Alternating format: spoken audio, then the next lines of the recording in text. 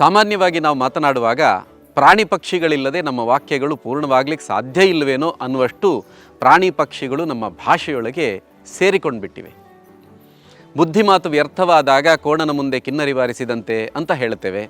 ಪ್ರಚಾರಕ್ಕೋಸ್ಕರ ನಾಟಕಗಳನ್ನೇ ಮಾಡ್ತಾ ಇದ್ದವ ಜನಪ್ರತಿನಿಧಿಯಾದಾಗ ಮಂಗನ ಕೈಯಲ್ಲಿ ಮಾಣಿಕ್ಯ ಸಿಕ್ಕಿದ ಹಾಗೆ ಅಂತ ಹೇಳ್ತೇವೆ.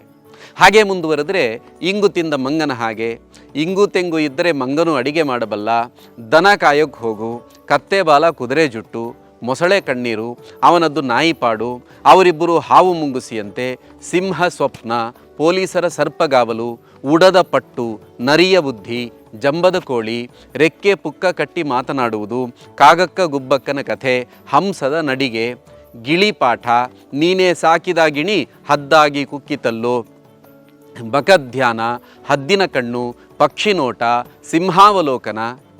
ಈ ಪ್ರಾಣಿ ಪಕ್ಷಿಗಳನ್ನು ಓಡಿಸಿಬಿಟ್ಟರೆ ಬಹಳ ಮಂದಿಗೆ ಮಾತನಾಡುವುದೇ ಕಷ್ಟವಾಗಬಹುದು. ಹಾಗಾಗಿ ಅವು ಬರಿಯ ಪ್ರಾಣಿಗಳಲ್ಲ, ಭಾಷೆಯ ಪ್ರಾಣಗಳು ಅಂತ ಹೇಳಬಹುದೇ.